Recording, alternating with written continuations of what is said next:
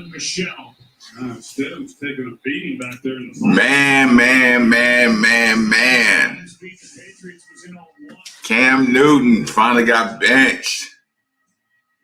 It was tough watching him struggle all year. That was brutal. What's going on, James? You went ahead and turned it on the boxing. I should have went boxing too, man. I should have turned it on anything, man. That was a bad look. Ugh. My goodness.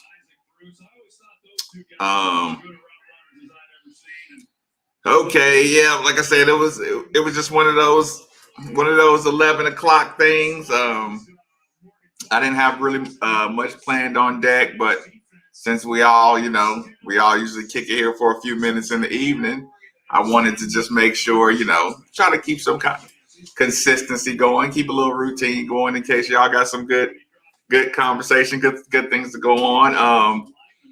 Congratulations, Coach Crum. Congratulations, the new dorm being named after him. That's a great look. That's a great look. Vince Tyree, that's a good look. It was good timing. Nothing just started. I'm late. What I missed, Chad? You didn't miss much. We just had to make sure we hit a little live up. Just give a couple a good shout outs, Coach Crum. Oh. And I got to know y'all opinion on this one a little bit.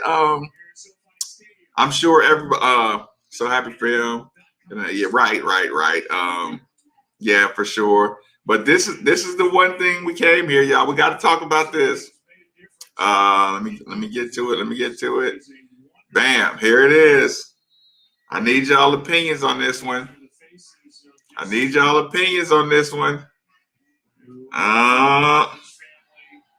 I don't know if y'all got a chance to read it or not. Oh, dear Carnation, life is as in football. Wait, in life as in football, we're gonna take some hits, and ultimately, we're better Carnation. I'm sorry, I should have communicated my commitment to you and program with clarity and better convey my confidence. This is a place for me and my family. I'm proud and honored to be humbled to represent the university as your head football coach. That's why I'm writing this message to the fans. We need you. We can't do this without you. I own my mistakes. I'm asking today for your forgiveness. For 24-year careers, we're filled with many wins and losses in both. I use them as a teaching moment. Student athletes, one of these lessons is your own mistakes, and we all make them sometimes in our personal lives, sometimes under the bright lights and big stage for all to see. What defines a man is how we choose to respond next. Will he listen? Will he learn? Will he own his mistakes without self-defense? Will he ask for grace? And will he become a better man tomorrow? Because of absolute will. The words are important and actually speak louder in days, weeks, and months ahead. I would do the necessary to earn trust back and support, blah, blah, blah. Today, age 4, and I'm proud to get my offer to Bill. Good job. I want to thank Vince and Neely for the grace and guidance this week. They've offered them both sincere apologies and restated my commitment to U of L. We're building a football program you can be proud of. Comprised of a tremendous young man of character who will earn the degrees and win championships. Is a special place for many reasons. You Card Nation are among the foremost of the reasons. We need you now more than ever. Together, we can truly accomplish anything, and I can't wait to see you where the future takes us again. Thank you for your passion, your resilience, and your grace. Thank you for loving this program and compelling us all. Okay, fellas, I gotta ask. Now I'm seeing some opinions here. So happy for. Okay, we'll start with. Okay, let me get that out of the way first. Bam. Let's get back to the comments. We'll start it right. Shout out to the Louisville women's basketball program. You're right about that. Okay, let's start it right here. Apology. You mean letter? The letter his agent had his publicist right. That apology. He's still out the door as soon as he gets the East Coast. As soon as the East Coast job comes open. Are you sure about that? Are you sure about that one? I don't know, man. I don't know. Am I softening up too much too fast or what? Let me see. Well, Alan's still not completely sold. Got some points with the letter since he didn't have to. Yes, I thought that too. Need to see commitment when another opportunity comes up. That is true. Are you just so you just wearing no matter what? B, I'm in the boat. Is if he trying to say the right things, but has to prove it, like he says. I want him here, but more importantly, I want to be here. Yeah, I think that's the move for the most part right now. Let's see. Like I said before, I wanted a video. That text is whack. I need to see it in his eyes to see if he's lying or not. There, I feel you on that. Yeah, but sometimes we get a little rough too. We start picking them apart a little too much. Is that the punishment Vince gave him? Basically, like I will not do it again. Punishment to a first grader. Okay? Well, who do you think recommended that? You think that's something? You don't think that's something he wanted to do? Did you not feel like that was something he wanted to do to get it out there? Go to the next one. Muffin better put some respect on Dana's name. That's funny.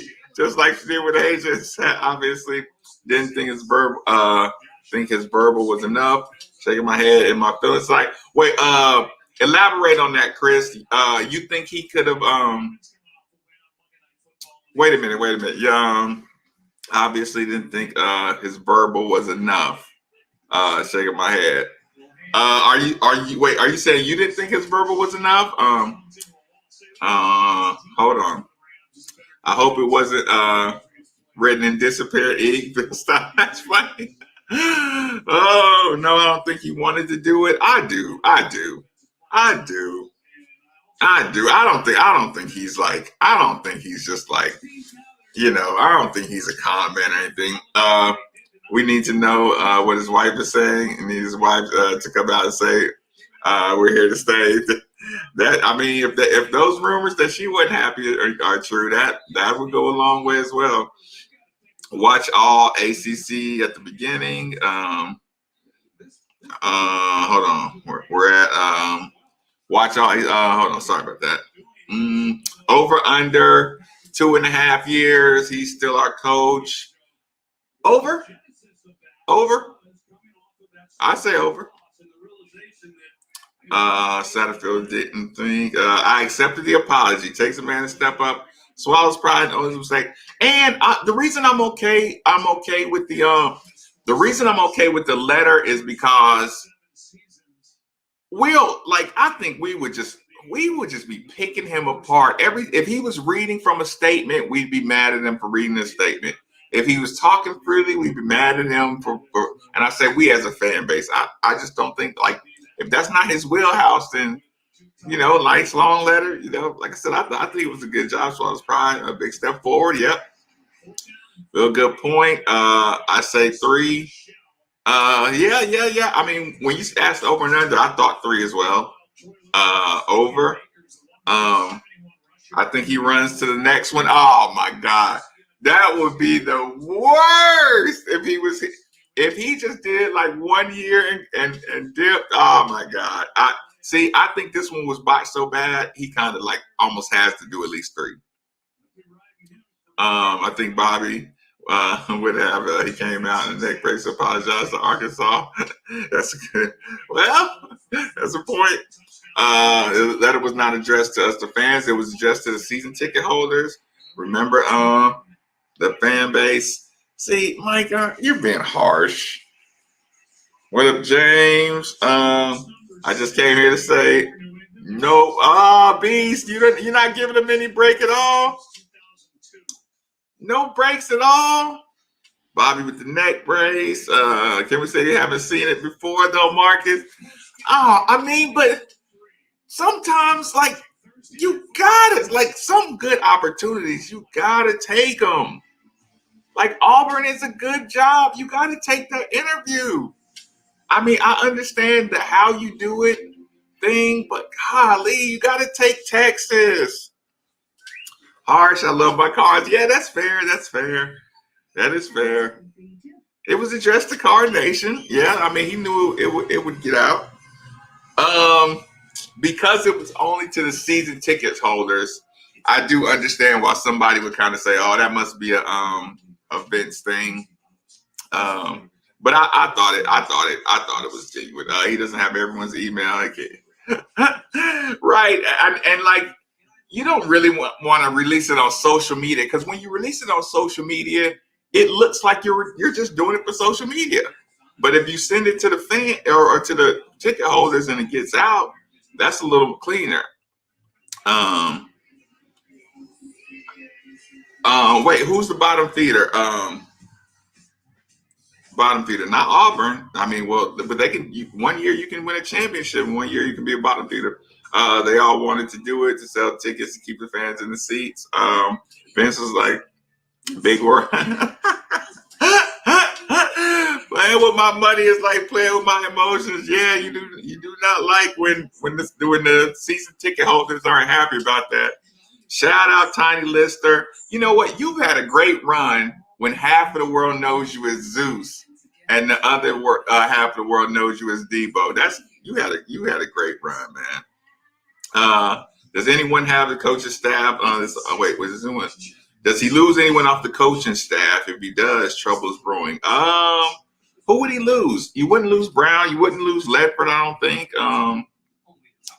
Telsat Vandy is open. Oh, that's harsh. I don't think he would want Vandy at all. Oh, my God. He would hate Vandy. He has more leeway here. Auburn is a different beast. I agree with that. It's tougher. Maybe still standing in the door. 1 foot hanging out. That's emotion. That's got to be emotion right now. Let me just add this. I'm adding this to Facebook right now too, y'all. Maybe still standing on bottom feeder. Hold on. Who wants to be a feeder in the SEC year in, year out? It's all about Bama, LSU, and Auburn. Yeah, I mean, we when Bobby Petrino's name came up, we were talking about being angry at yes, rest in peace, Tiny Lister. Who wants to be a feeder? I couldn't turn down Auburn. It's pure emotion on all part. I know what you're saying. Listen, yesterday I did the 5 ways to get the fan base back. I don't feel like I lost my bet yet because it's just an email to the season ticket holder. So it's not like he's doing, the PR campaign thing where you just go overboard trying to talk to everybody. I do get that part. Pastner's Debo Cal. Listen, I spent this morning talking about doing a documentary myself. So, we all get together and invest, and I'm gonna come with a good idea. I already have the good idea, but I'm gonna sit on it till we get the full plan together.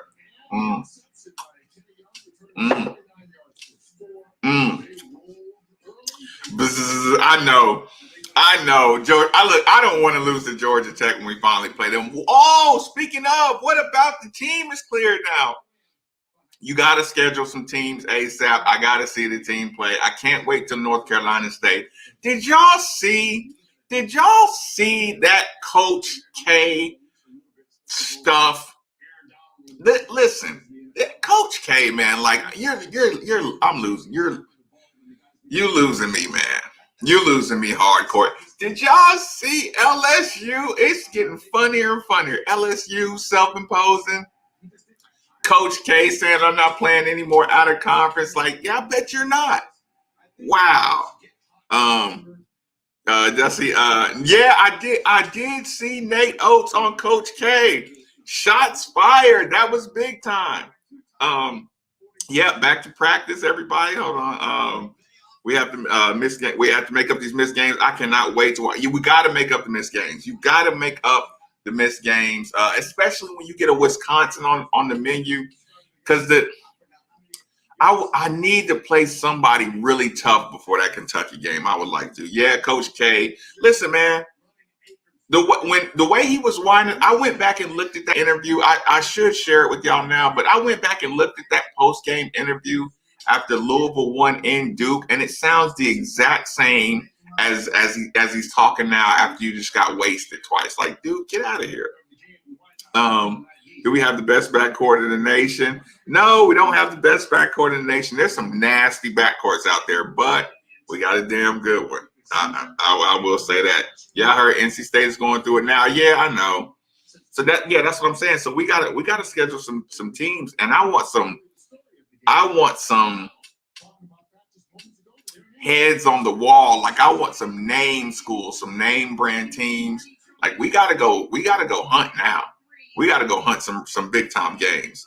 LSU, when you know you lose the season, that's the funniest thing. What's going on, Billy? We're talking about Coach Satterfield's apology, Coach Crum getting the new dorm named after him, Tutu Atwell signs with Drew Rosenhaus. Oh my God.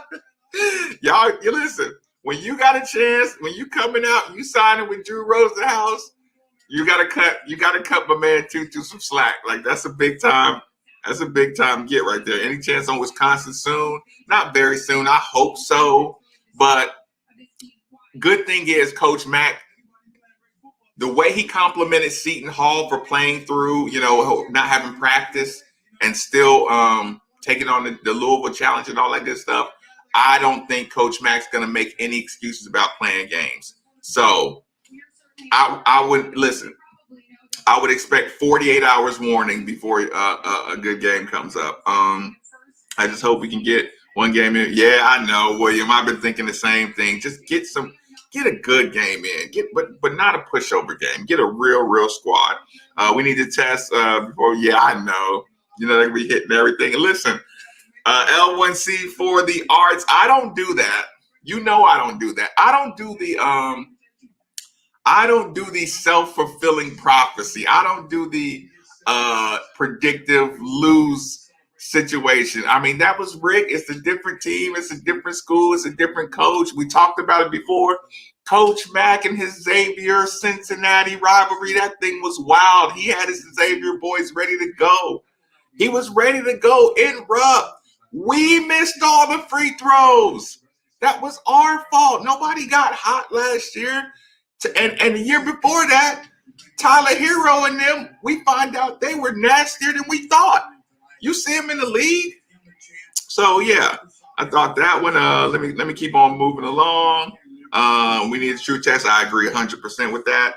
We have the best backcourt in women's basketball. 100% agree. Facts, hashtag facts only. Facts only. They're pretty solid. That's for sure. If Wisconsin won't play, any idea who would be interested? I mean, listen, I think everybody would be interested, but they were just waiting on cancellations. We might just be waiting for one team to cancel, and we'll just jump right into that spot. Listen, the thing we have going for us is any big matchup in the country, if one team goes out, Louisville can be ready to play instantly. And whatever TV agreement they have, any television would love to pick up a blank against Louisville matchup. You know what I'm saying? So Louisville can go, and Louisville will go on the road and play. But women's team is nasty. I agree 100%. Villanova, I would love that one. I would love that setup. It's pretty solid. That's for sure. Okay, maybe I went back a little too far. Dre Davis, freshman of the year. That's funny. Iona, that would be hilarious. That would be hilarious. I don't think Coach Mack would take that at all. That's probably one thing. Coach Crum deserves recognition, praise. Good job by Tyra Scuba Steve. I agree 1,000%. That's a good look. What about Coach Crum's T-shirt? He had the 13 on there. That was a good look. Good idea, Coach Crum. Good call. Susan Sweeney, I'm glad you listen. Whoever's idea that was a good one. Sack calling Tutu. You still got Drew's Rosenhaus. Yeah, that's what I'm saying. Like Sack. I still think Sack got to change. He has to change agents. Like that's to me, that's a big time thing. He has to change agents. You just can't go on like that. Unlike the other guy 45 minutes down the road who's claiming overschedule. I know Richmond and Georgia Tech talking about you overscheduled. You can't. You do the Kansas thing neutral every year. Georgia Tech and Richmond, you did that at home. He's just like Coach K. You build around excuses. Just go get Kenny Payne back. Dude, it's fine. Go get Kenny Payne back. And you'll be fine. Let me see right here. Appreciate it. Actually, this is my favorite. This is probably my favorite hat. I try not to overwear it. It's my most comfortable one. Yeah, I do love throwing it on in the rush. Van Lith is awesome. I agree. Bassey have 29 and 14. Who was that? Gardner Webb? They said it was a slugfest. Van Lith is nice. I agree 100%. Rolling down Coach Sack. Oh God, are you still crushing on? Are you still mad at Sack? Like, didn't you see that apology? Didn't you lighten up a little bit? Coach Sack was dating a cute girl, and her friends telling her she could do better while she's been putting on the pounds the last 2 weeks. That's funny. I'm not feeling this letter from Snap Maven. I'm curious. Okay, Kim Mac, was this just for a pay increase? No. Are we so skeptical, y'all? No, he meant that. He meant that. I say we try to play Minnesota. That would be great. Yeah, listen. Yeah, that probably irritated. All the Coach Pitino talk probably irritated the world out of Coach Mac. But if it came up, I would love to do it. I was wondering if you were hopping on tonight. So much to talk about. Yeah, listen. Here's the thing. Between everybody's been supporting the channel. I try to have some kind of consistency with the but because everybody supports the channel, I want to go live at 10 o'clock, but normally between 10 and 11, I'll go live as consistently as possible. Like I said, the Tutu Rosenhaus is awesome. Look, now when you saw Tutu and Rosenhaus, you knew that call came from Rosenhaus to shut it down, right? Like, can we all agree when you saw? Okay, look, hold on. I got it right here. Hold on, bang. Oh, that is hilarious. There you go. 5, 4, 3, 2, 1. Look at that right there, y'all. That's Tutu, the Rosenhaus. Get him signed up, Rosenhaus. Get him get him in the second round. Start calling him the new Tyreek Hill. Yeah, it's about to be a nice little Christmas for Tutu. Time to get an old Coach Crum schedule. Yes, I agree, James. I love bragging about the old Coach Crum schedules.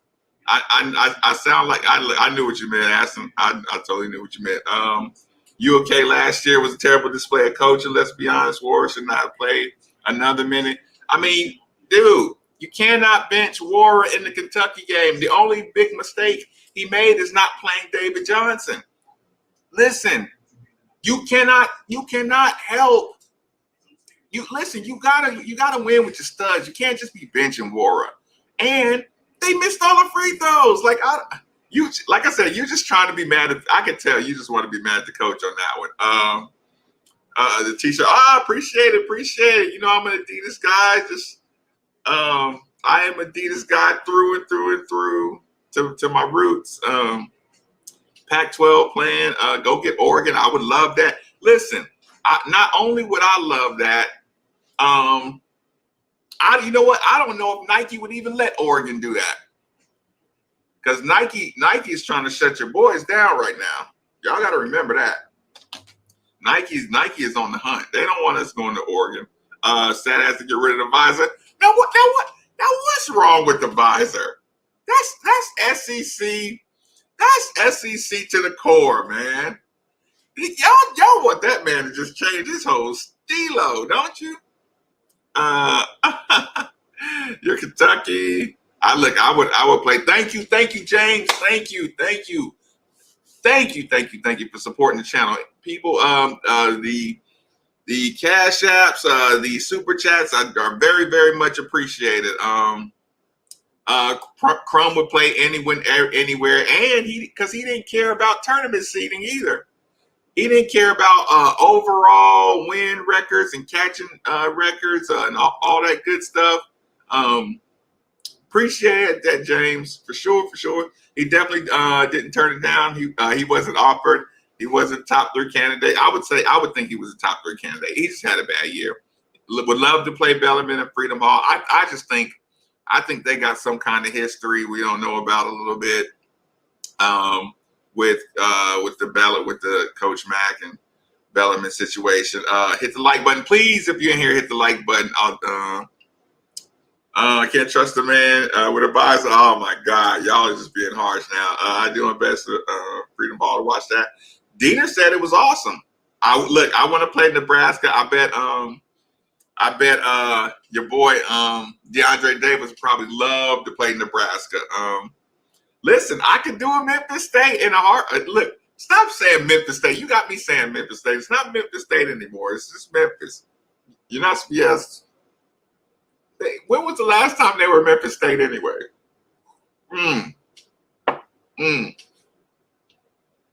It's been a long time.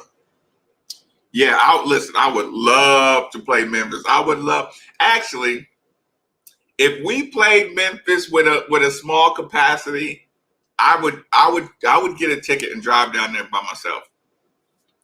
I would literally go down there, and I go see my peoples. We should play Bellarmine every year. Like I said, I hope Memphis sounds like a good fight, and for sure Satterfield like he's on his way. No, he does not.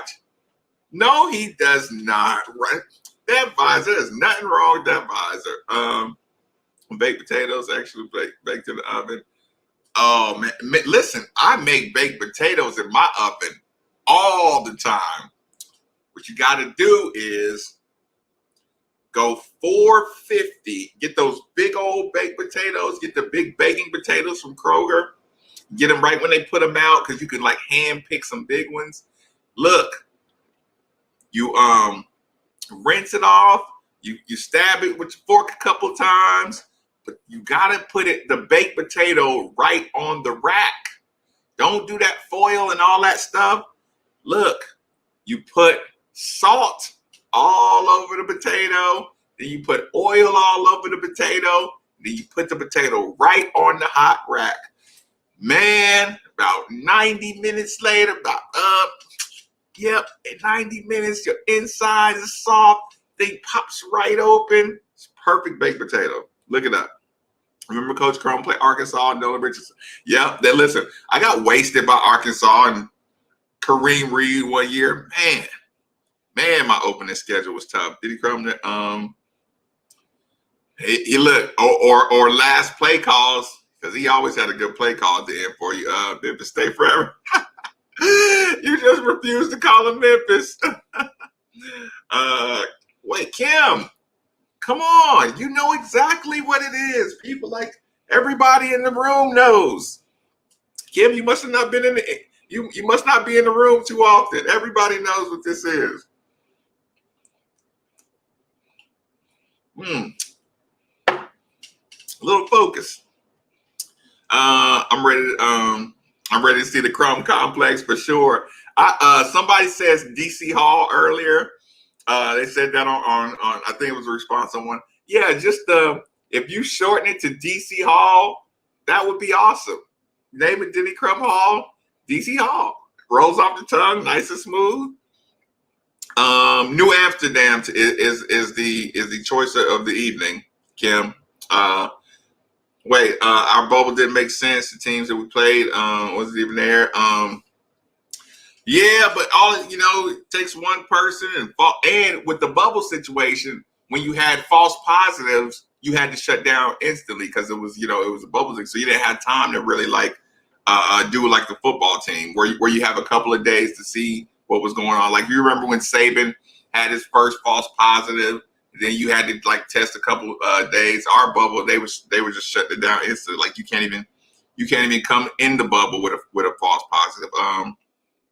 But we're still getting through that. Billy, here it goes. Louisville was 9 for 20. I know. That's what I'm saying. But I will say this, Jeff. Fortune favors the bold. Kentucky plays aggressive. They go to the basket aggressive. They attack their man aggressive. So a lot of times we like to complain about how many foul calls they get, but they do play aggressive. So, a lot of times I try not to complain. Tito's, I should. That's the next one I'm going to get, Tito's. Yeah, I had to change it up a little bit. But I think Tito's is gonna be next on the list. Yeah, I was happy to see Tutu Atwell and Drew Rosenhaus. I was really happy. But the still the topic, while everybody's in here, let me know, what did you think about the apology? Were you still angry about it when you read it? Did it feel like a PR move to you? Listen, it didn't to me. I thought the words were nice and slowed down. Like that's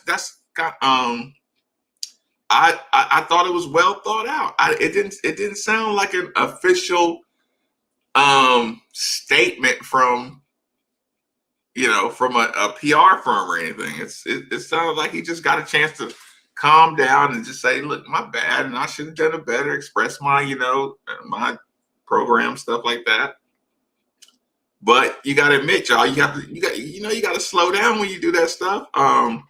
What's your favorite focus flavor? Probably they got something called blood orange.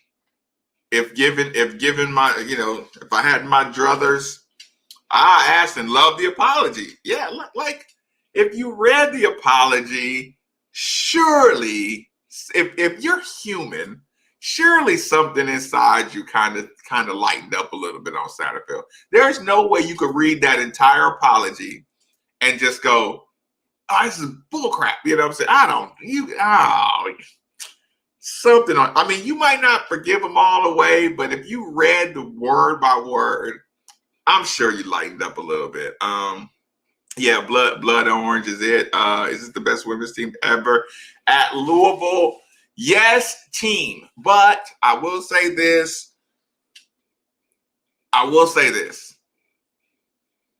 Having an Angel McCoughtry on your team sometimes, or having I'm never gonna forgive.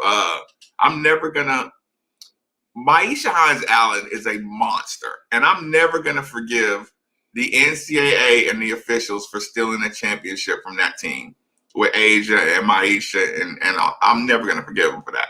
I'm looking forward to seeing just the takeover people, like just ISO tough, go get me a bucket, even in the inside. So that's gonna be fun watching them grow. Love the apology. Yeah. Like I said, I think if you had a big problem with the apology, you'd be a little harsh right now. The only thing the only thing that was his own in the letter was the handwritten signature. Oh my God. Did you read it word for word, or did you see he had an apology and just like rolled your eyes? Actions speak louder than words at this point. I do agree he's gonna have to follow it up. I'm just saying it's a good start. It's a good start. Did you see Georgia Tech football? Yes, that was funny. I didn't even know they played tonight. I would have watched that game had I known. Wait a minute. Scuba Steve, who won and why did he blow him off on that handshake like that? Listen, did Pitt run up the score on him or something? Yeah, the blood orange is the best. Yeah, for sure. To me, it's the one that has the most flavor. Yeah, you got to tell me, like, what did he do to? Because that's a bad look. That's a bad look on a coach. But the coach, he's hungry. This is his first year at Georgia Tech. He's hungry right now. They call fouls on U of L getting off the bus when they play a rough. Listen, Cal hypes him up to play really aggressive, man. So, like I said, the fouls I don't go crazy over. 9 for 20 from the line. Support. Terry, that was a historically good free throw shooting team. Seniors. If a 90% free throw shooter, okay, 90% free throw shooter, 88, 85, 88, 81. If they go 9 for 20, how is that the coach's fault? How that's impossible for that to be a coach. That's like saying, it's like saying you're a bad parent if your kid miss free if your kids miss free throws in the clutch. That's not bad coaching. You know that's not bad coaching either. That's you want to be harsh on that. That's not bad coaching. Now we heard Charlie say he was here to stay, but Charlie never thought he would get a Texas offer. So when he said it, he meant it. But a Texas offer is like we were pushing. We knew Charlie had to take that. Don't be. Y'all got to be a little fair about some of these, man. The apology helped. Really like Coach Shat. Definitely disappointed with the events. Yeah, that's kind of how I felt. It's a good start. You got to do some recovery. It seemed like a genuine apology. However, I was happy with the press conference apology until he had to answer questions. I know. That's what. So yesterday when I did, if y'all didn't see the video yesterday or hear the show today, the 5 ways Coach Satterfield can win the fans back. You can check that out. It's on the YouTube channel. The questions is what I worry about. The questions is why I don't want to put him in press conference situation for at least 90 days minimum. No, because it's like, yeah, they're hunting now. Sarah Nord. Oh my God, I love Sarah. I love Sarah Nord. She knows I love her too. He's a country dude, just doesn't understand the major program. Yeah, that's what it looked like. Yes, Sean the Barber. You know what? You're the first person I heard bring up that L's down thing. We were pissed at him for talking about that L's down, for even mentioning that L's down thing. You're right. That's a great point. Actually, I'm gonna write that one down. I might bring that one up. That's a good point. Let me see. Let me see. Let me go back up here so I don't miss anything. Running right along.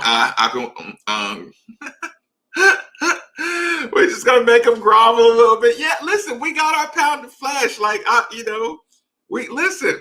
And you know me, guys. I give all the coaches all the leash. Like, I know y'all get mad at me for giving the coaches too much leash, but even I was giving him a hard time about the way he was answering the questions. He bombed on the questions. Everybody knows that. You did read it. If you read it, pity. Is that what he's looking for? Honest opinion. If Sam was offered the job, do you think he would have accepted it? Yes, I do think he would have accepted it. But I still think to him that SEC was holy grail material. A SEC coaching job is where it's at. To me, it wasn't about the parents. I don't want to call him a liar. I want to say he was just saying what he had to do to get out of that press conference. But yeah, head coaching job, South Carolina. You're a legend if you do anything with that team. You're a legend. That's how you get on. It was 34-20 Pitt. Not really sure why Georgia Tech. They must have put a number on there late or something. It's like trying to blame Rick for Russ missing all his free throws in the Sweet 16 against the Cats. Yeah, no. Let me address this. Why don't I see anyone mentioning Brendan McKay as one of the best athletes who ever played U of L? I seen the tweet the other day. I'm the only one who mentioned him. Listen, Jeff, I'm the worst. Because I'll go in there, I'll go into the show, and I'll have all these notes with the shout outs and the extra superlative that I need to give out. And then somebody will start texting in and we just start going down these football and basketball roads, and they're hard to get out of sometimes. It's like, I know it's my job to kind of control the flow of information in the conversation, but sometimes I feel terrible. Like the moment the show ends, I look down at my notes and I'll see something like a Brendan McKay and I'll feel pathetic after I see it. I want to enjoy UVL football, so I chose to forgive. Yeah, right. Because being mad at it, unless you like being angry, like, okay, I know some people, they like to gamble $2 and they will act like they lost $1 million just so they can like get it out sometimes. And I understand if that's therapeutic for you, I'm gonna put $1 down and just yell about how somebody's costing me money. Like I've seen it, too many times. What are the chances someone else wrote the apology that he hasn't even read it himself? 0. Like y'all are asking me to go to the bottom of the barrel and just Oh, just write something and put it out there to the people. Oh my God, that would just be horrible. That would just be a nightmare. I don't think there's anybody. Charlie had to take that. I know. That's Texas. You gotta take that. He never thought. I'm trying to get it. Listen. You ask a question, I give you a story. You listen. Look. You know how it goes. Do I need to hold on? Brand. Let me go here. You know what? Listen. You know what happens. The logo's up. You ask the right question. So that better be. Yeah, I know. That Kentucky thing that'll help them. I'm still, so they can't wait to be in the Carolinas. But where else in the Carolinas? UNC, Duke. I don't think he would leave here to go to Duke at all. Maybe, you know what? I'm gonna think about that. Would he leave here to go to Duke? I'll think about that. Oh, Saturday, I better be team. Yep. Okay, I went back up a little high. I'm still sold that he can't wait. Let's bomb down the questions. Regarding Satterfield apology, I appreciate and respect the Satterfield apology. A bit too much, like the shot of Katrina going down. I know what you're saying. Like I said, I'm still not going to do the Satterfield is just sneaking around thing. I just think he, it's SEC football still. Definitely Sharon, Bo. Yes, Bo, this is the nightly thing. We usually go about 10:30. We started a little late at 11. If I'm just gonna try to get it at midnight with Marcus Baby, right? we gotta start the whole midnight show. Okay, 7-8 wins. Louisville would have got Coach Strong an extension. 7-8 wins at Texas. They are looking for another coach. They were looking for another coach before he got. Listen. Let's not make this uncomfortable. He wasn't their type of coach. You know it. I know it. You heard it 2 weeks into there. He was destined to fail. The letter sounds like the way he talks to me, so I think he's heavily involved. Good point. Yeah, like I said, I thought there was some. And again, I thought he should be quiet 100%. So when I heard he released a letter, I'm like, oh my God, what are you doing? Like, no, go, like, stop it. It's, it's over. Just let it die down. But when I read the letter, I'm like, okay, I'm okay with that. Good job. It's well thought out, well said. There's a difference between the athlete, the most gifted player in a specific sport. Mr. Ursa, what you think the most athletic player in terms could be anything. Okay. I'll tell you something. I'll let you in on a secret. We have a player on our football team that could be on our basketball team. Like, really could be on our basketball team. Like, if he wanted to and said he wanted to play basketball, he could. So, gifted, mentality, coordination. I'm interested what you think. Most athletic player in terms could be good at anything.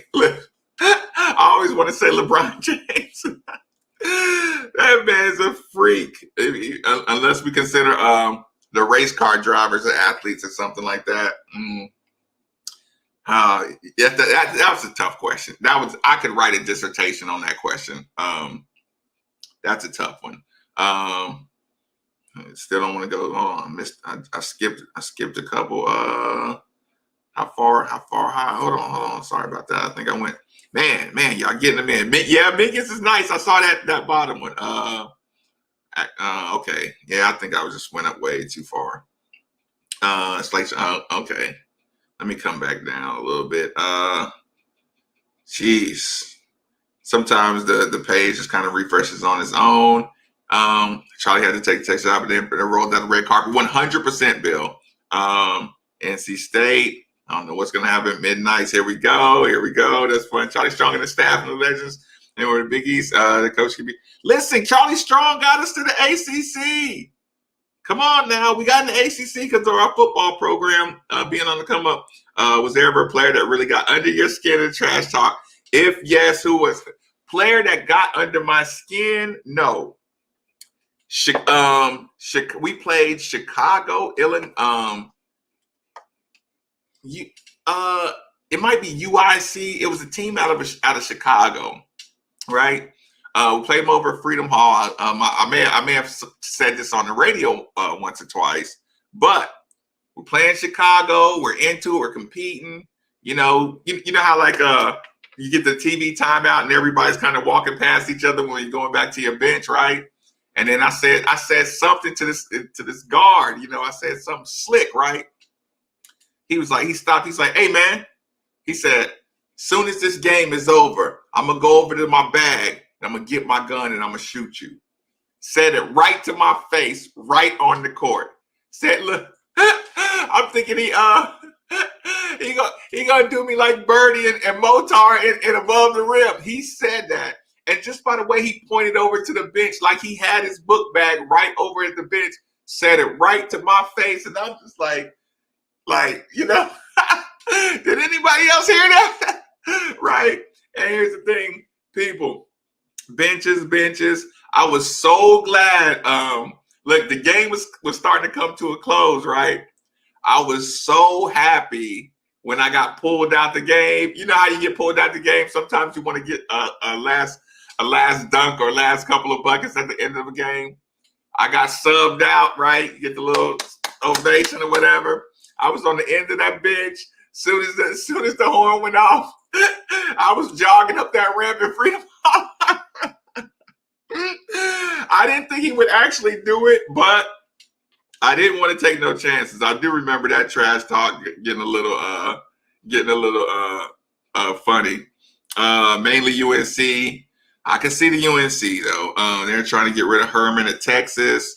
Yeah, they're always mad at Texas. Even more reason why he didn't have to take that job. Sad as like the wheels on the bus go round and around the SEC. You got to get the right fit though. Word on the street is that his family don't like it. Yeah, I did hear that too. That's why he drove down to Bowling Green. Yeah, and I could see that. You come here and within 15 months of you being here, you got big protests, you got big goings on. And if you're just watching TV, like people that are from here or people that's been here a long time, you kind of know what's exaggerated and what's not and stuff like that. And if they're just looking at the news, or something like that, yeah, I could see how they could just, freak out. Do you have any comment on? Oh no, that's what I'll say. I could see them again. This is allegedly. I could see them not liking it here. I'm from Asheville, North Carolina. It's right next to Boone, North Carolina. I know it's a different world. I know how separate the communities are. You know what I'm saying? So I could see it. I could see it 100%. So I don't know how much that would go into. It's like, but like, dude, like everybody has friends like that where you're like, dude, calm down. Like, it's not that, you know what I'm saying? You're fine. Like, stop being scared of everything. It's a change. It's an adjustment. Dez is gone. He should be. I'm okay with that. Dez is gone. He should be gone. I'm 100% okay with that. Senior Bowl, it's time for Dez to show what he can do. You know what I'm saying? It's because, listen, Dez can really run. Dez can really catch. I don't like that he doesn't high point the ball more, but I don't know how many opportunities he's had to do that. But, yeah, I'm looking forward to see him taking a shot. Do you think Sat will leave for North Carolina State? Absolutely not. Coach Ledford left North Carolina State to come here. So strong accept 2 jobs with 2 strikes at Texas. Yeah. I mean, he had to take that shot though. Like that was one I understood. It is what it is. Like this point, Sat is gonna get a piece of. Like I said, I think he has to settle in. Minkins is. I love seeing him get out of the court. When Minkins got in and chased that kid down from I think Florida State, I was pumped. Hold on. Hey, it's Johnny. A little late, bro. No, it's never like, man. Listen. Anybody that knows me, my night is just getting started. Minkins, DePaul, I would play them. I'd sign up in a heartbeat. Letter from Sat is number 6 for me on list of 5. a long way back. I'm okay with that. It's a good start though. It's a good kickoff start. Team with Chicago Loyola. You're right. That's 100% correct. Loyola Chicago. Thank you, Shay. Yep, that's 100% right. Do you think Sat would leave? Yeah, it wasn't DePaul. Like DePaul, I knew those guys. Do you think Sat would leave? Yep. Not at all. Would you take Bush not breaking his leg or?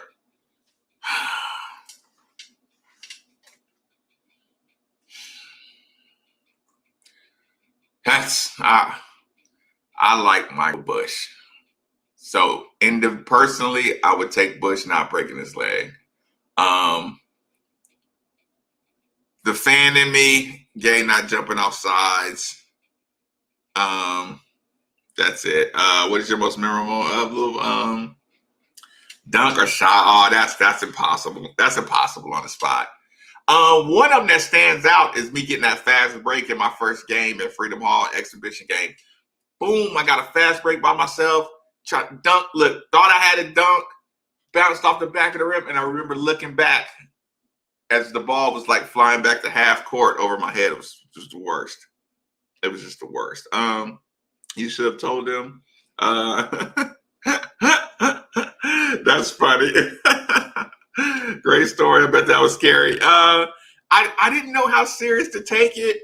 And at first, I probably said something else, like, whatever, but what I just thought about it a little later on. It's like, what if he was serious? What about the college dunk contest? Now, James, you remember that?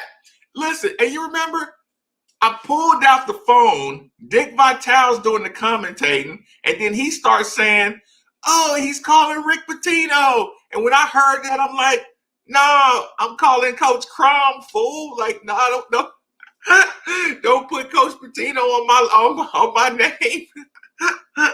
I remember thinking that when I heard it. Speaking of trash, I get to accounts, UK fans. No, I never heard Marcus Maybe. No, I didn't hear that. Listen, after my front page picture, I didn't really get too much. I didn't get too much UK slick talk. Mike Bush not brings on position. Yeah. I think Bush. Yeah, that's just a terrible thought. Could you smell the roses? Yeah, of course. You noticed it on again. Somebody posted the Boston College. Someone posted the Boston College game. That was my first game in Freedom Hall. That was like my official visit.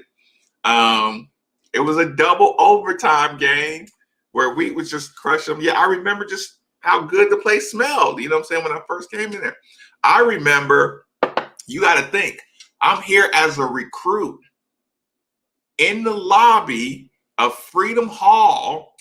They're going on a run against Boston College. I try to rush to get back to my seat. Security was like, "Stop!" You know what I'm saying? And I'm like, "Nah, I'm a recruit." You know what I'm saying? They was like, "Yeah, you got to hold on for a second." You know what I'm saying? And I'm kind of looking like, the crowd's rocking. I'm like, like, what's going on here? So I think when I got back in there, I think Scooter explained to me that he said, yeah, when you're on a run, he's like the old school security, they don't let you in. Like, it's like, so even to this day, if I change seats or something, if I sit in a certain spot, like I don't move during runs. Look, people probably did used to smoke in the lobby. I don't really remember that part. I don't remember if you could smoke in the lobby. Could you smoke in the lobby around that time? I don't think so. But people were probably doing it in the bathroom or something.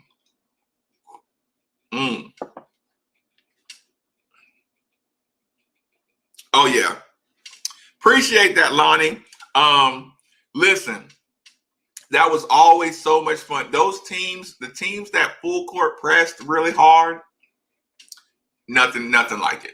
Like, especially like when it's you, Reese, Nate, and Tony on a full court press. I mean, that's some length. That is some length. And if you score, whoever scores is on the ball.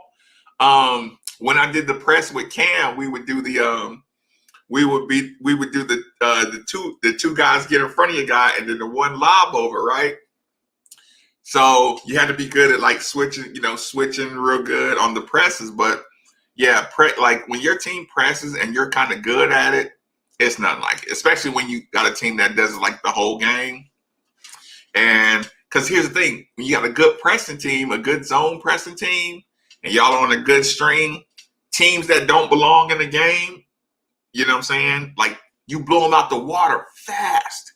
So it's like you just like waiting to turn it on. You get a lot of dunks in the press. Yeah, I do.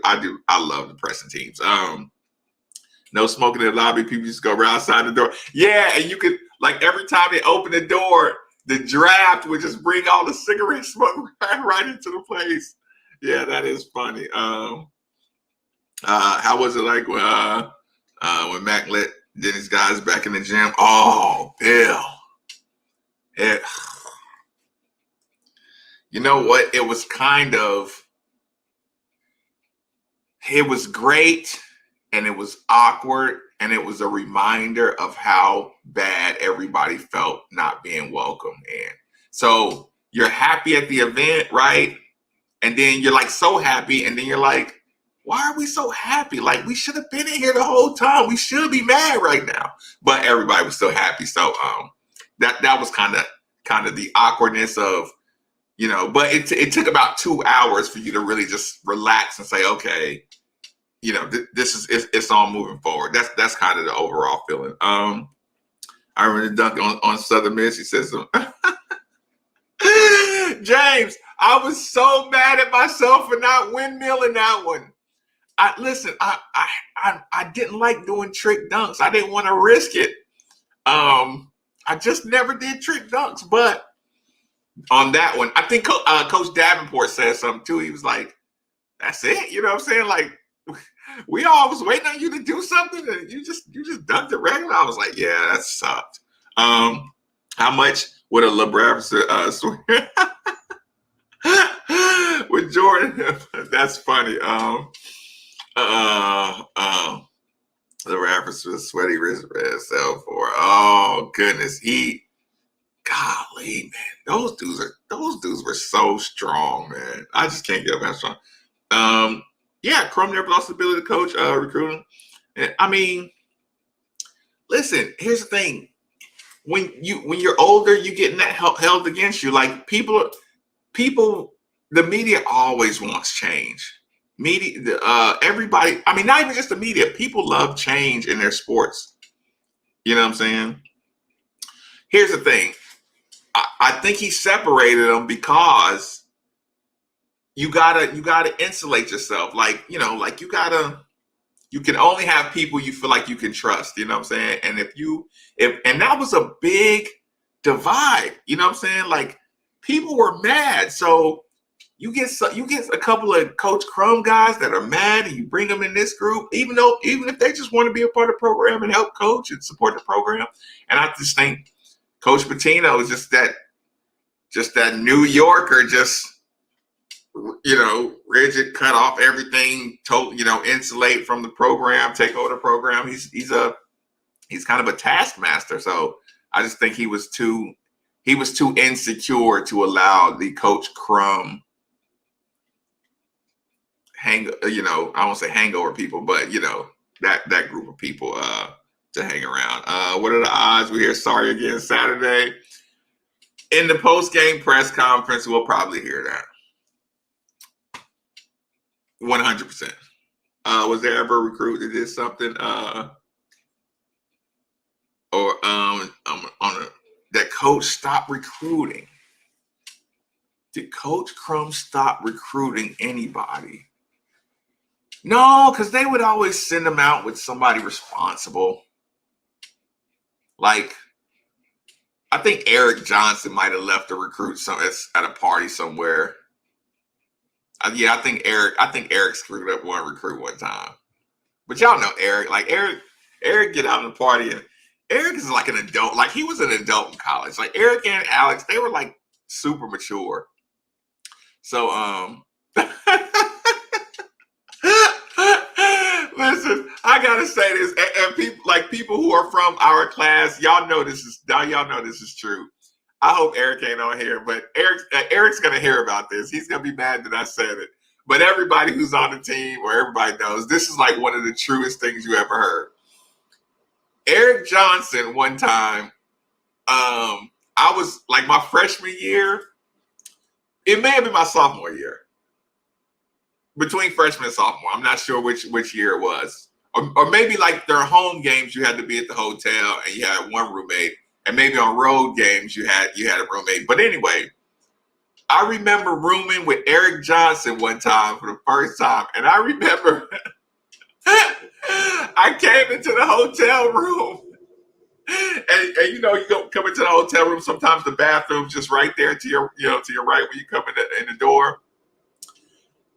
I come into the hotel room.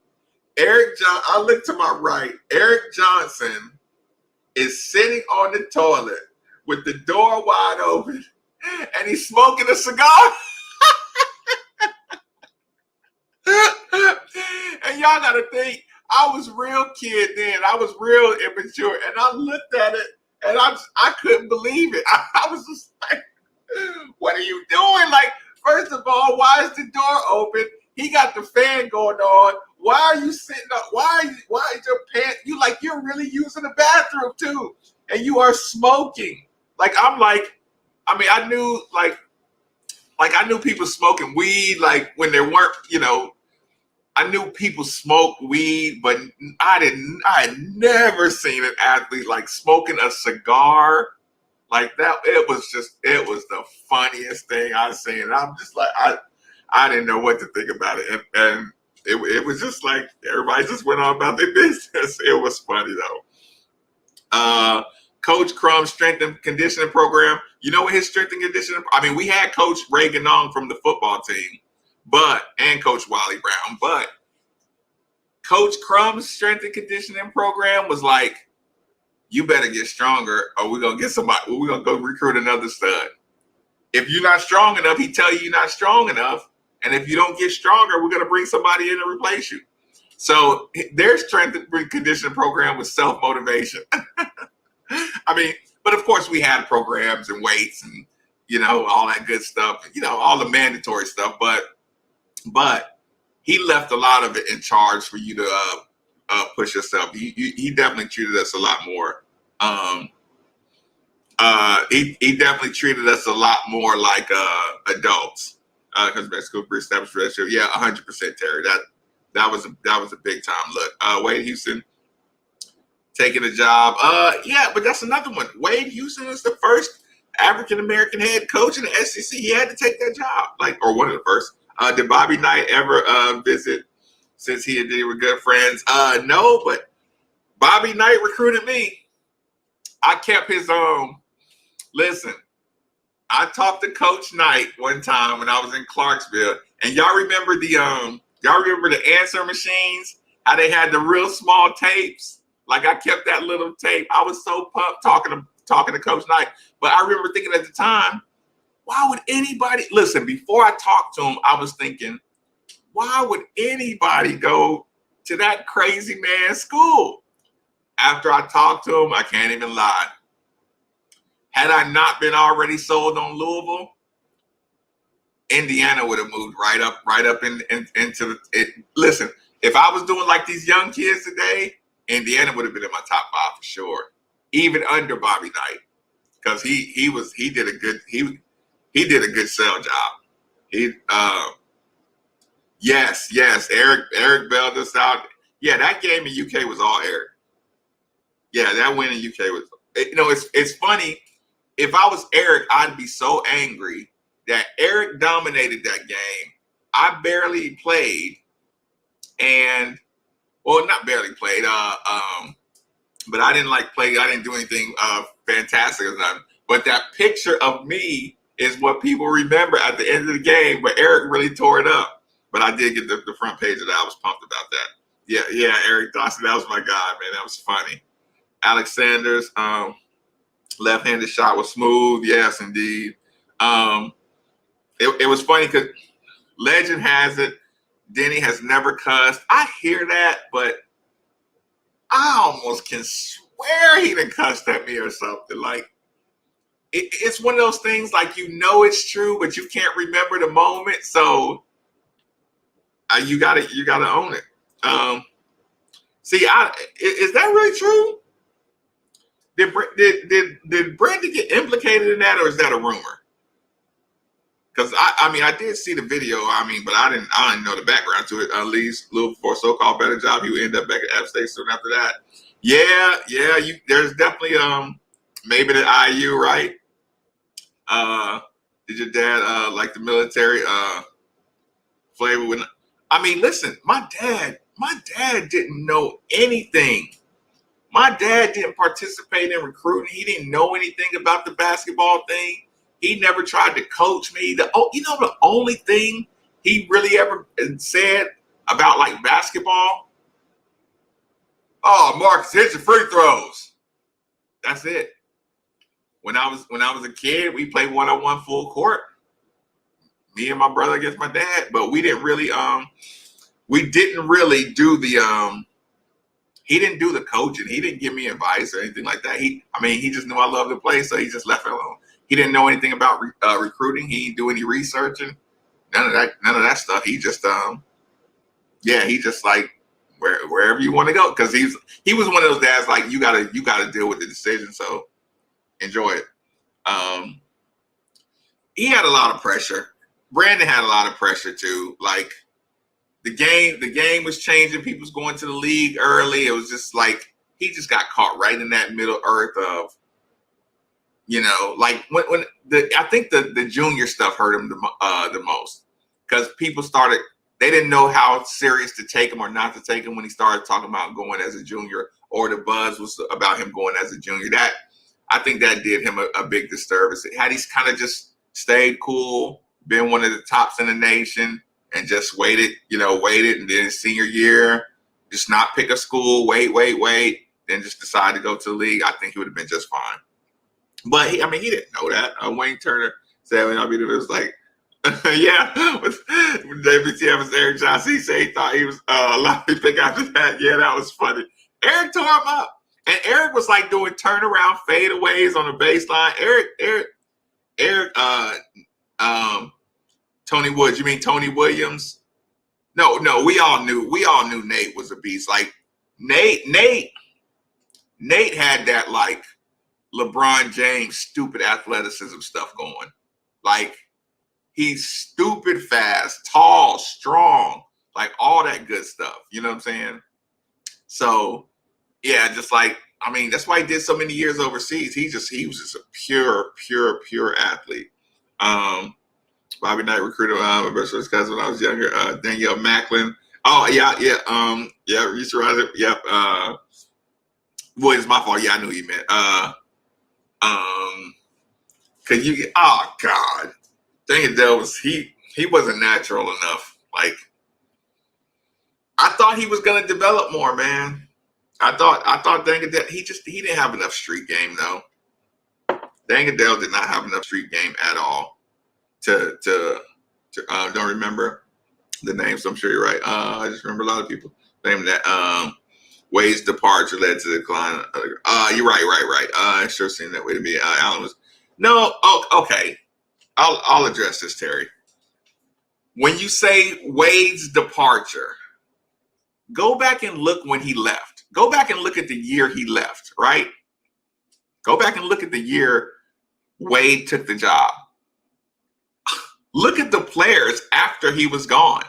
Like, dude, you had like Jason and DeJuan and like and Al Tick and like no, he had dudes. He had Samaki and like he had squads. He had Kaiser and like no, like it hurt recruiting when you lose a good recruiter like anything else, but that's not like. It's not like Kenny Payne. Nate is still my dad's favorite player. I can still hear him calling Nate the Great. That's funny. Imagine the campus transformation from sack gravel parking lot to field. I know. Yeah, look, Cody. Yeah. Like Dangadell had the natural tools, but I hated that Rick gassed him up and the dude couldn't drill a ball. Who you're talking about on that one? I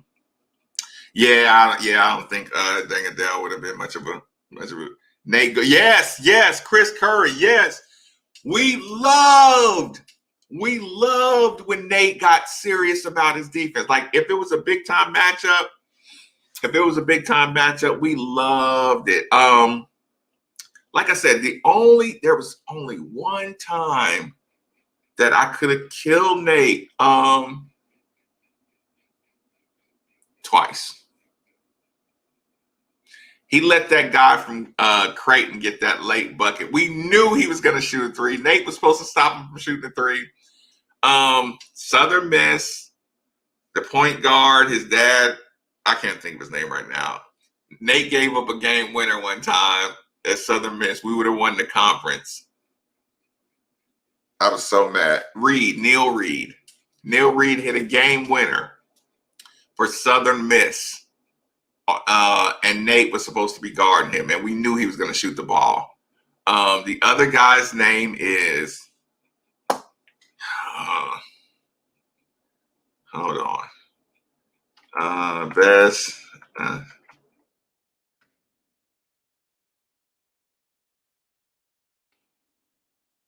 Hold on. I want to have his name. What is his name? Big long dude, all time. Not Kyle Korver. What was his name? What was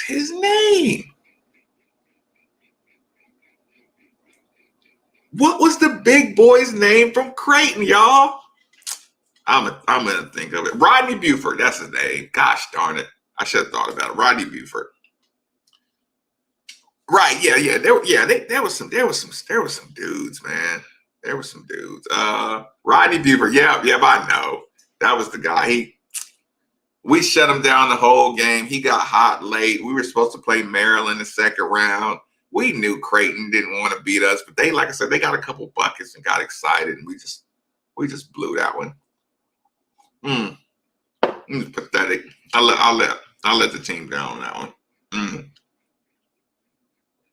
U of L IU. I'm taking any Big Ten games. I'm taking any Big Ten matchups. Did you declare? Nope, I stayed to my senior. But after we lost my junior year, the coaches did ask me if I was going to declare. They actually asked me that right in the locker room after we lost in the tournament. Of course, you say. Of course, you say in hindsight I should have took a shot. Nate seemed like, Ellis for sure. Nate, no, like Nate was aggressive, but not like that, not violent. You know what I'm saying?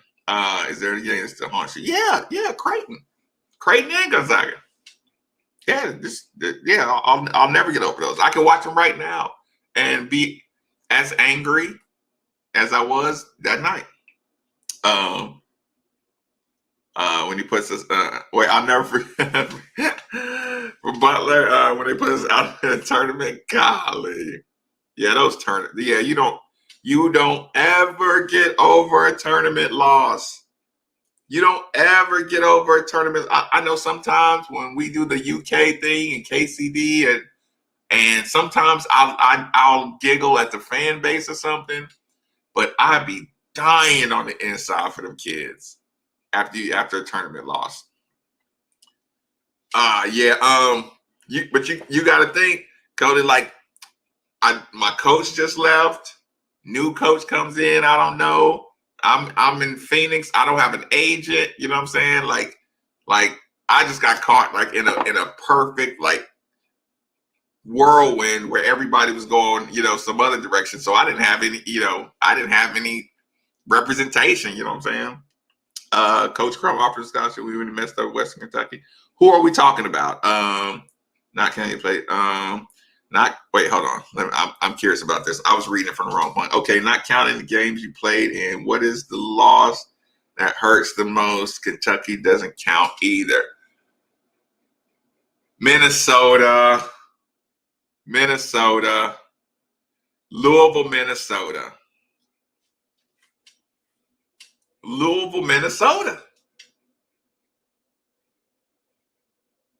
I've took some losses, man. Virginia, Louisville, Minnesota, first round of the tournament. For me personally, is probably the worst losing experience I've ever had outside of playing. Actually, no. Worst loss in my gut is Oklahoma, Tennessee. Jalen had 26 tackles as a linebacker his junior year, first and second game of the year. They had Oklahoma. They checkerboarded Tennessee Stadium. He had 26 tackles in one game. He made a guy fumble on one of the last plays of the game, and the ball just bounced up right in the dude's hands. If they win that game and he has them 26 tackles, he's a first rounder that year. They end up losing that game. Baker Mayfield's running around. It was just pathetic. It was the worst. I was the sickest human being in the history after that game. So that's number one.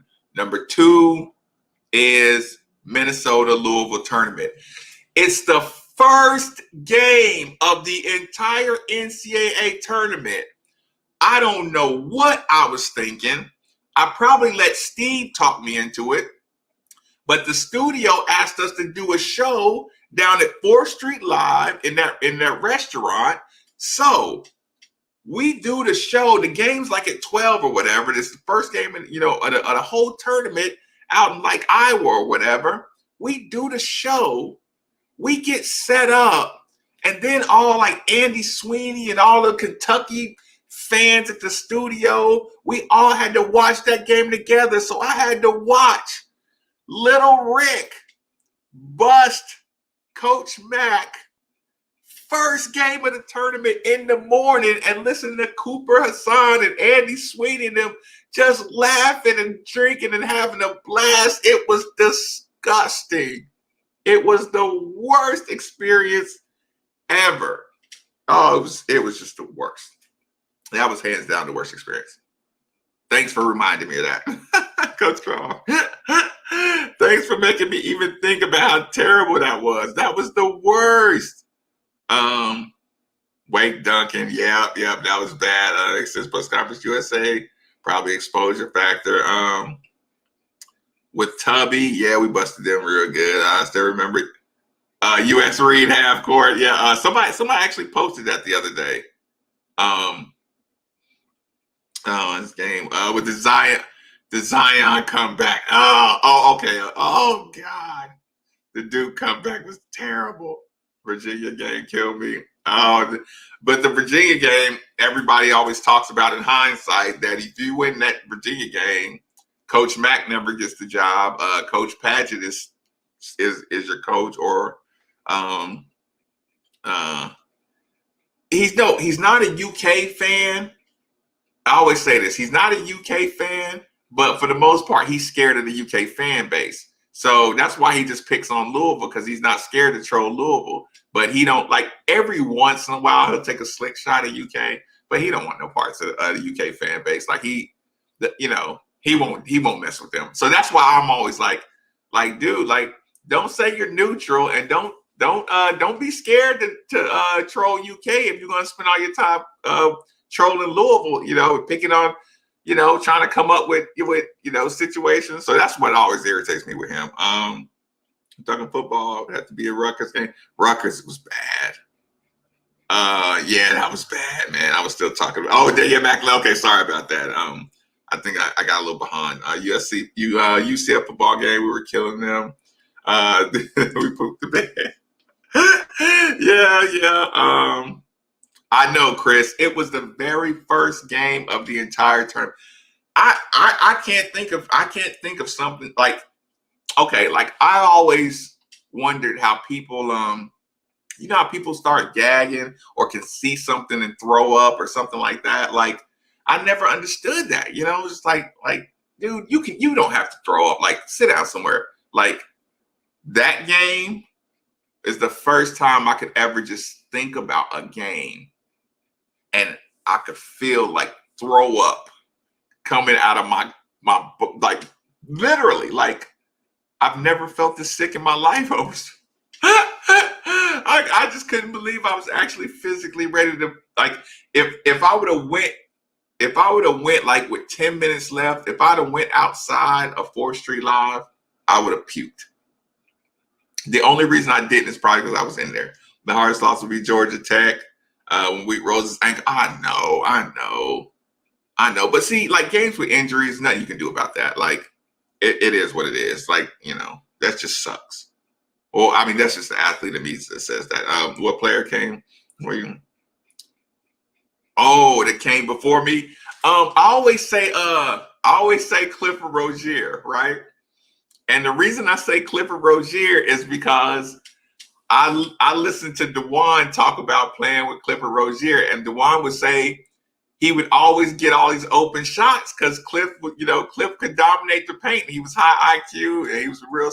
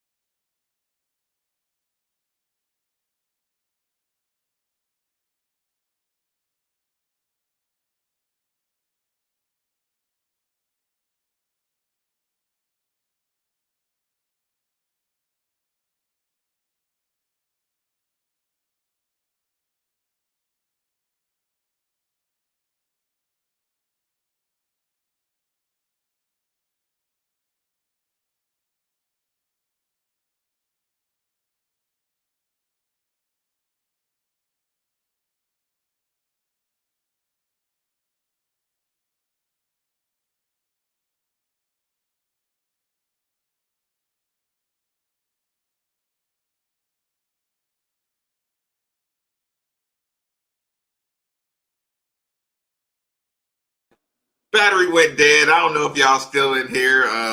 So I can start wrapping this on up. I'm just read everybody. I blame Brian Hall for this. See you later. Later, Will. Mark. So yeah, my battery died. That was funny. I didn't know. If you want to be Billy on here, my bad, bro. Yeah. I was just saying Clifford Rozier. DeJuan used to talk about how he got so many open looks. He got so many open looks because he played with big men that you had to double team and triple team big guys. So, so it was always funny about getting those clean looks. Alicia. See, Alicia, I didn't even know you were in here. You know, listen. See, that's the lesson we learned. Say hi when they're still here. Don't wait till the battery runs out and then say you were in here. You should have said hello earlier. Yeah. Listen, I'm gonna enjoy the tougher Coach Crum style teams. Yeah, got a little more attitude, got a little more just street game. Like, I'm pumped about that. Brian. Oh, yeah, he nods. Yeah, we here. Yeah, like I said, Alicia, you did not just get here. So I see it, Jeff. I know, right? Listen. Anytime the YouTube doesn't go right, I'm blaming something, or in the studio, I'm blaming somebody, because I don't think they're just accidents.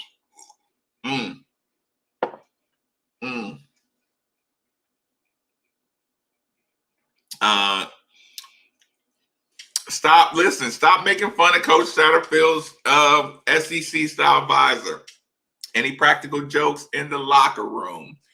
I wouldn't. No, because it wasn't a big sense of humor locker room. Like, people take it, like, put it this way: locker rooms with that, like, okay, Alex is talented, Troy Jackson is talented, Nate is talented, Marcus is talented, Reese is talented. Like, some of those locker rooms, they're so competitive that it's like you can't even let somebody joke around with you. I'll give you a good example. Here's my best example. And this is for this question right here. Just blame somebody, right? Bill, this is for you. Okay. My freshman year in Houston, and like some of y'all might have heard this before, so cut me some slack if you have. But this is like an example of why there wasn't a lot of practical jokes in the locker rooms that I was in at Louisville. Again, everybody can play, so nobody gave up an inch. You know what I'm saying? Like an inch of ground, right? It wasn't that loving on each other. I mean, you know, we liked each other and we respected each other. Everybody could play, but it wasn't that super love each other, you know, Satterfield environment. We was all, you know, animals, you know what I'm saying, for our game. So this is what happened. We were in the lobby. We were in, okay, you know, the team rents out a room in the hotel room where they had the dinners and you know, your meal times or whatever. So we were at dinner one time. We were at dinner, and you remember, like, in lunchtime when you were kids, somebody might do something like come do something and stick somebody's finger in the mashed potatoes or something and say, "Are you gonna eat that?" or something like that, right? And that's, you know, how in cafeterias, that's punking you in front of everybody. Like, you can't let that happen, because if you let it happen once, like, I can't believe I'm explaining this like it's jailhouse rules. So anyway, we were sitting in there, you know, there's probably like 5 different tables, you know, couple guys sitting at that table, seniors sitting over there, and there's people sitting, you know, probably 3 or 4 people to each table or something like that. We're in Houston in the lobby eating.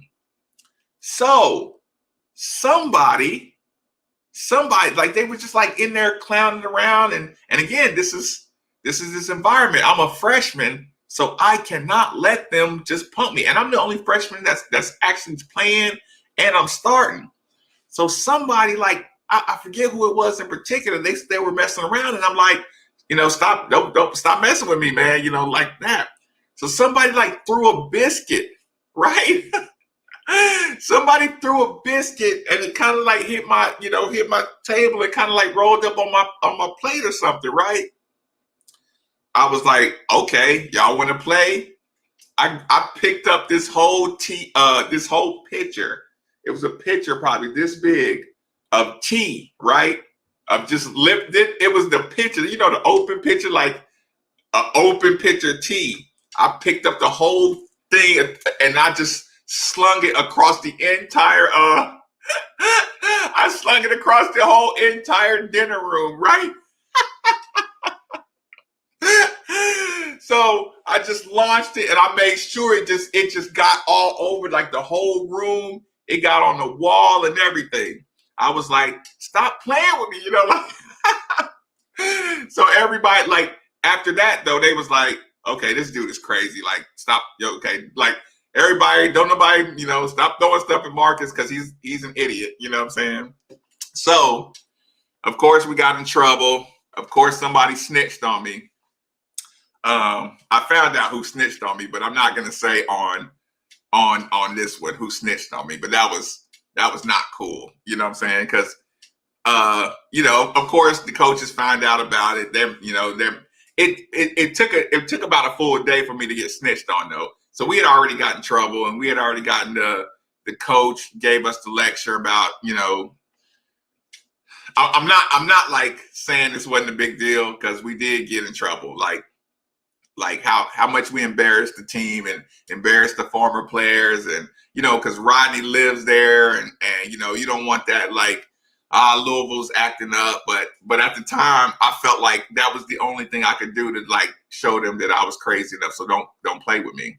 But I did do it, and I shouldn't have done it, but so that's why, like, we didn't practical joke with each other, because it was just like nobody wanted to get punked or anything, because that if you get punked in a locker room, it kind of goes onto the court. Like, people think they get away with not passing you the ball and not calling your plays and stuff like that. It's just little stuff in the locker room. But yeah, ask anybody on the team that went to that Houston trip. When I just slung that whole pitcher, I didn't actually throw the pitcher. I just slung the tee everywhere. That's why you get to.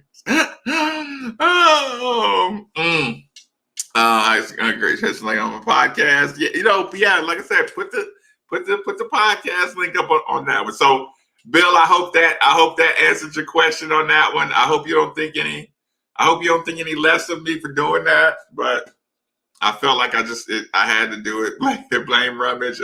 We had the worst visitors locker room. Wait, who had the worst visitors? Do you mean like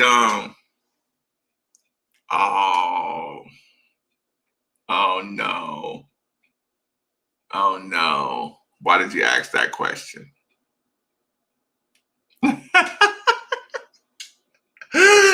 So, worst visitors in the locker room. You mean post game, I'm assuming. His was funny. I never had visitors in the locker room, right?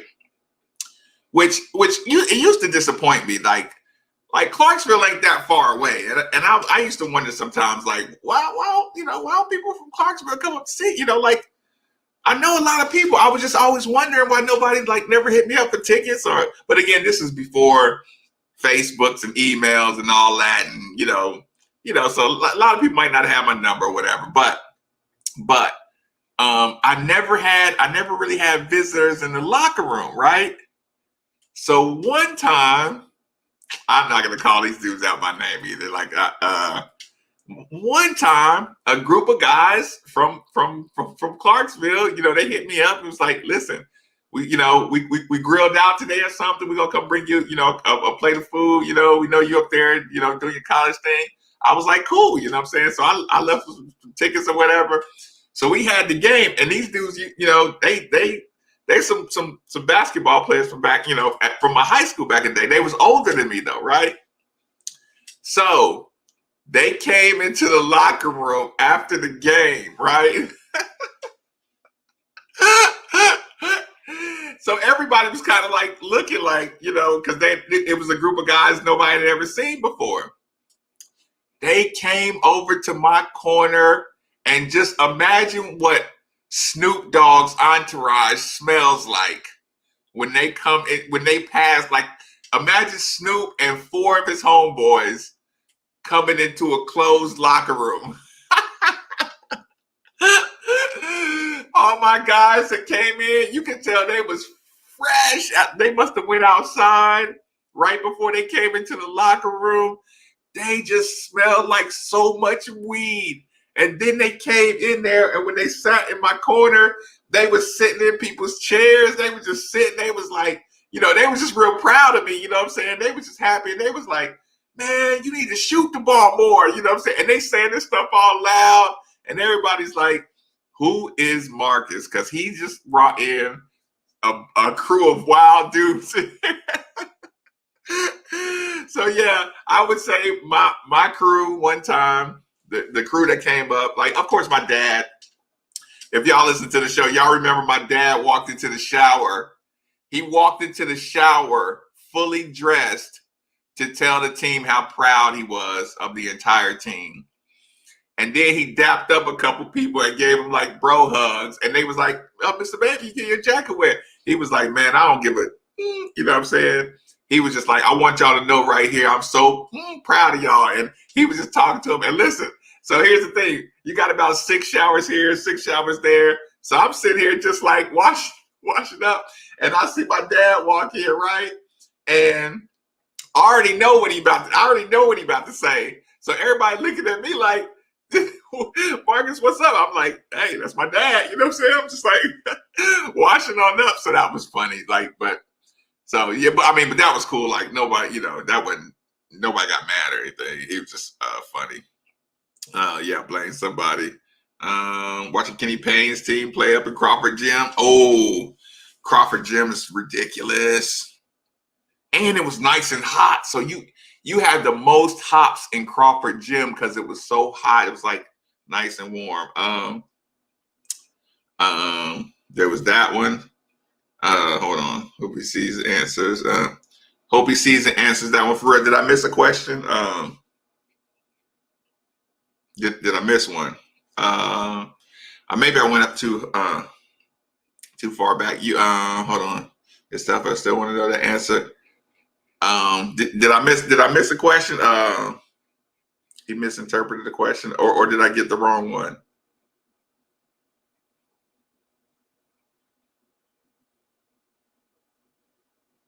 Yeah, it was so hot in Crawford, and when they were doing like repairs in the SAC, and we had to just work out over there, it was just like people hated it, but I liked it because I like those. Tennessee always had hot gyms. When you all played, yeah. Ask it again if I missed something. You know how the text line kind of jumps a little bit, so I could have screwed it up easily.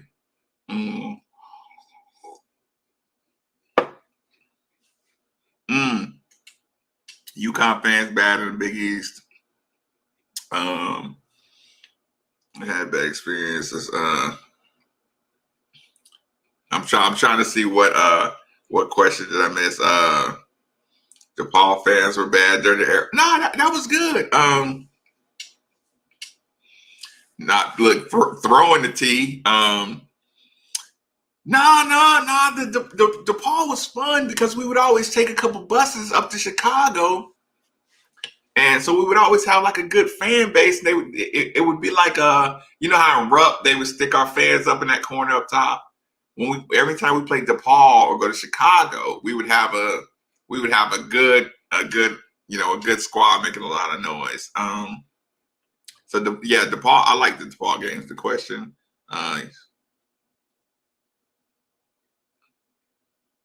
Oh, okay. That's the question. Who had the worst opponent's locker room? Cincinnati's was pretty crappy. I remember theirs sucked. Who else had a crappy locker room? Because we would go to some places and just say, "Y'all play here?" I think Tulane sucked.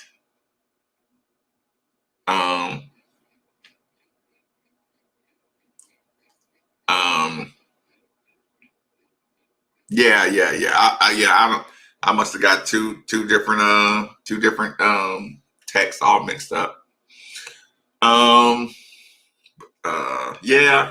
I think Cincinnati's locker room. I remember theirs being like just ugly, or carpet was all torn up or something like that. It just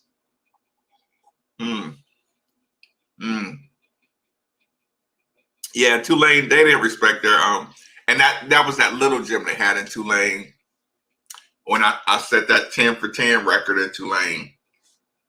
And Tulane had the old, like you could feel the rust when you dunk on the Tulane rim. You could feel the rust on the top of the rims, you know what I'm saying? Or, you know, and on the back of the rims and stuff. You could like feel it on your hands. And Tulane had the thing where if you dunk and break away the rim, sometimes the rim wouldn't pop back up. So somebody had to like jump up and hit it to get it to go back up. The pictures. Yeah, UAB, I don't remember them being really bad. I do remember at UAB, there was a guy at UAB. I don't know if he was security. He might have been a janitor, right? We were in the middle of practice, and Coach Crum saw him up there. I don't even know how he saw that dude.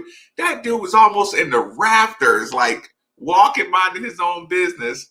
And Coach Crum sent Johnny and said, "We're not practicing until that dude up there gets out of this arena." Alex Sanders dunked and broke the. Yeah, I remember that. I remember that. That was the year before I got here too, I think. Yeah, I think I remember that. Yeah, Tulane had it. Yeah, they had it. I'm talking about, and I'm talking about the small gym in Tulane, because one time we played at the, you know, the big dome or whatever. Maybe it was a tournament. Yep.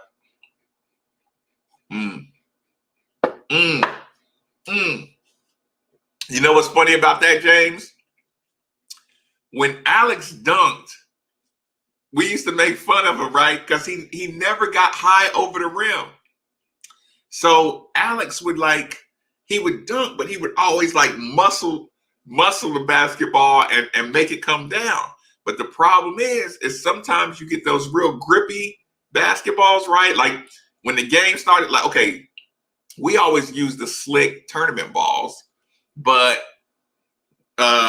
Alex Sanders one time got hung real bad because he's always dunking and he's always forcing the rim to break away before he's actually dunking it. He wasn't jumping high and dunking down. He was just kind of like dunking horizontal. So the ball sometimes would get stuck on the rim because it was like the sticky gloves. Like whatever they making the sticky gloves out of now, they were putting on those Nike basketballs back then. And he would get hung and the ball would come back out because it would stick to the rim. Yeah. So we used to always say, Alex, you barely getting that. Like you better start jumping higher. Didn't have to bring a whole basket. They probably had to wheel it in from another gym or something like that. Yeah. Alex was a candidate to get hung a lot because he only jumped high enough, as high as he had to. And I think we used to make fun of Alex too because he got like short arms. And we didn't know why. Like, wow, it was so funny, but we didn't know if it's because his chest was so big or something, but they used to call him alligator arms in practice all the time. Like, I don't know if he like really had a short arm like wingspan, but the Alex Sanders was always really funny. When you make fun of him on the show. If y'all are in here, please hit the like button. Please hit the subscribe button. Please, like I say, hit the super chats, hit the Cash App, just anything. If you enjoy the evenings, just any way you can support the channel, please support it. I'm closely approaching the ability to get a microphone so the sound can be nice and clear. But that's good. What's up with Alex? With Alex's dance he would do it. Oh, you talking about from that video? Listen, Alex would throw. I don't know if it was the Texas sign, the Fifth Ward sign. He would throw up one of his. I think it was his Fifth Ward Texas Houston sign. That little dance he did, that was just Alex being hyped on the video. But the funniest thing is Alex is how heavy-handed he is. If Alex had a beer, don't come near him. Don't make him laugh. If Alex Sanders has a beer, don't make him laugh and be in reach. Because he is going to slap you. He is going to touch your shoulder, or he is going to do something, and he's going to hit you. And listen, you're going to want to call the police and say he assaulted you. Alex Sanders, if he drinks a beer and laughs, he's going to hurt you. And he knows it. It's the funniest thing. Who's your favorite Victory Cigar player? Victory Cigar player. Anybody, man. Anybody. Those dudes work hard, man. Anytime you get a clear to bench, like when y'all see those people jumping up and celebrating, that's really, really genuine. Thank you, KC. Suggestions for music. Ask any question you want to see. So you support the channel. I'll answer all the deep, dark questions you want to know. If I could pass along any information, I will do that. The point is, the walk-ons and the scout team, like they practice hard every single day, and their bodies be hurt too. Like they got to do training room, and they got to do that. Like they're going through everything the players are going through, playing hard, just as hard. And when they get their opportunity to get on the court and they be pumped, you know what I'm saying? It's like anybody who doesn't play and they get a chance to get off the bench, get some photos for the media guide. Like those players are really excited when those guys take a shot and hit a shot. So it's not fake celebration at the end of the games where a bench player, or a Victory Cigar player, quote unquote, gets in the game and takes a shot. That's Bo. We were getting fat. We just got cheated. They hate. I can't even go through that one. They hate Jeff Walls. Cash App is okay. Cash App is right. Here, let me get this right off here. Brand. Let me get my midnight off of here. There it is right there. Anybody who wants to donate, like I said, I do appreciate it. It keeps me going at night. It reminds me that people need these stories. Craig Farmer. Craig Farmer, listen. When we went on the road, if people don't remember Craig Farmer, he was my roommate. He was 26 years old. He was a Navy veteran, people. They stuck me in a room with Craig Farmer as a freshman on the road. People, Craig Farmer would just be coming in from the gambling boat or the club or what. He was really a grown man. Craig Farmer was just getting free travel. I mean, he practiced hard as hell too. Craig Farmer, I was going to say he was just getting free travel, but he played, you know what I'm saying? Craig Farmer, y'all, would come into the room at let's say 5:30. Breakfast is at 6:30. Craig Farmer would come in. You could tell he's been doing this thing out all night. I'm looking at the alarm clock. Craig Farmer's coming in 5:30, 5:45. And Lewis, thank you so much. I appreciate that so much, for sure. So Craig Farmer would come in probably an hour before breakfast time, and and listen, breakfast is at, let's say breakfast is at 7. He just came in at 5:45, whatever. He would send me down to breakfast and say, "Hey man, when you come up, bring me a banana, a banana and 2 boxes of cereal and a coffee." Right? He used to send, I used to have to come back, but taking care of Craig, he put me on game a lot. So I didn't mind. I didn't feel like he was punking me. So I would go have my breakfast or whatever. I'd grab him 2 cereals, grab him a banana, you know what I'm saying? Look, get him a coffee or whatever. And when I brought it back in, you know what I'm saying? He might have like just took a shower. And I mean, just imagine just being a grown man. Like he might be reading the paper, you know, half falling asleep. And then like, let's say we got to leave for practice at 8, you know, breakfast is at 7. We got to leave at 8. Listen, by the time 8 hit, he was ready to go. He was just like, let's do it. You know, we go practice. He go back. We go back to the room, eat lunch. He'd take a nap, or he would be gone again. Like, yeah, James. Craig was too OG. Craig was way too OG. Going to Friday. Let's see. Oh no, he's got. Look, Dale, he's gone. Titus Kennebrew. Listen, I'm beef. Write down the name Titus Kennebrew. Y'all gonna have to ask me to tell you a story about Titus Kennebrew on the next one, because yeah, we got some good ones for you. I'm loving Louisville 80s and 90s. I know. Yeah, I got some funny Titus Kennebrew stuff. But yeah, Craig Farmer, y'all. Like I said, he would make me get his breakfast after he'd been out all night or something like that. And it like, I cannot believe but you know what? In hindsight, he probably told him, put me with the young fella, because they know I'm like, I don't care.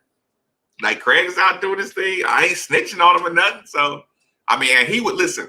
He was a man, like 26, but he was a mature 26. So he would he would put on suits to go out and smell like brute. You know what I'm saying? Like he was a grown man. And yeah, he would leave, but again, he came and practiced like he was supposed to. He always went hard. You know what I'm saying?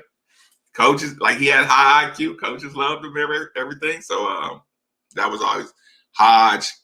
Listen, Hodge is my guy. Hodge is my guy.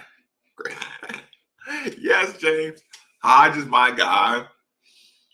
Listen, Titus Kennebrew, Hodge Turner are probably going to be some of my best two stories that I'm going to be able to tell y'all about.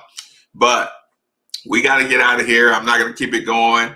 I see we went 152. I don't want YouTube to take my channel down for running up too many direct hours. But listen, thank you all for the cash app. Thank you for the super chats. Hit those anytime. Like I said, $2. Anything helps the channel grow. I'm really going to make this channel where it needs to be. I want a lot of people to get behind the scenes look at everything we do, from the radio to the team. I'm hoping I can grow the channel and get a lot more people in here.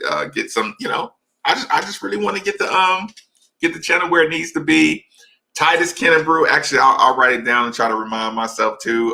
Titus, Hodge, but yeah, those are great stories. A lot of stuff people don't know about those situations. Let me check out the last two. Thanks for hosting. My pleasure, Bill. My pleasure. If I could do a radio show at this time of night, I would totally do it. I would love it. I do love, what I do on a daily basis. Love y'all. Have fun. Like, get some good sleep. Get some rest. Take care. In the morning, squeeze some, cut a lemon in half. Have some warm water. Squeeze the lemon juice in the warm water right when you wake up, before you have anything else. It'll be great for your body. Great addition of vitamin C to your body. Do that tomorrow. It keeps me connected. And y'all enjoy yourself. Y'all, like I said, get on that.